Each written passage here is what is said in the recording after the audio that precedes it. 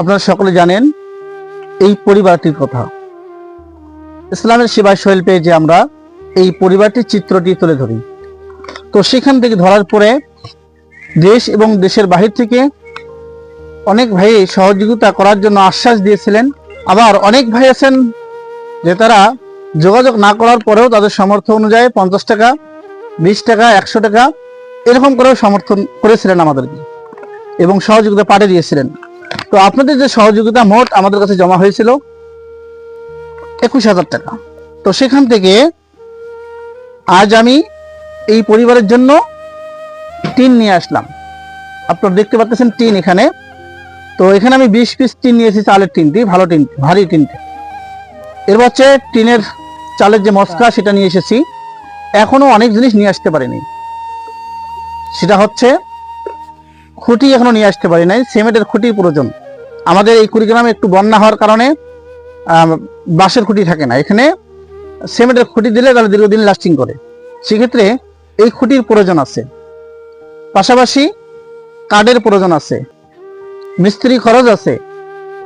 তো এখনো অনেক টাকার প্রয়োজন। আমরা একটা হিসাব করেছি, এখনো 19,000 টাকা হলে এই ঘরের কাজটি আমরা সম্পন্ন করতে পারবো। এখনো আমাদের 19,000 টাকার প্রয়োজন। তো আজ আমি খরচ করেছি হলো এই পরিবারের জন্য 13,550 টাকা, আর অবশিষ্ট টাকা আছে হলো 7,450 টাকা এখনো অবশিষ্ট আমাদের হাতে জমা আছে। তো আমাদের আরো এই অ্যামাউন্টটার এখনো প্রয়োজন আছে, এখনো 19,000 টাকার প্রয়োজন। তো সেই টাকাটা হলে হয়তো আমরা এই ঘরের কাজটা সম্পূর্ণ করতে পারবো ইনশাআল্লাহ।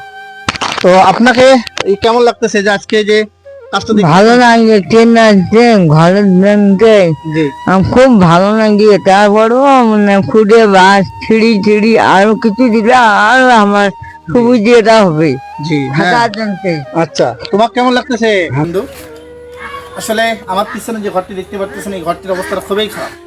যে কোনো মুহূর্তেই ঘরটি পড়ে যেতে পারে, আর পড়ে গেলে এদের কোনো থাকার স্থান থাকবে না।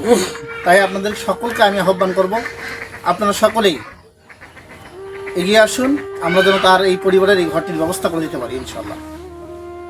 সকলে ভালো থাকবেন, সুস্থ থাকবেন, আমাদের সঙ্গে থাকবেন, ইসলামের সেবায় শৈল পেজে ভালো রাখবেন। আসসালামু আলাইকুম রহমতুল্লাহ।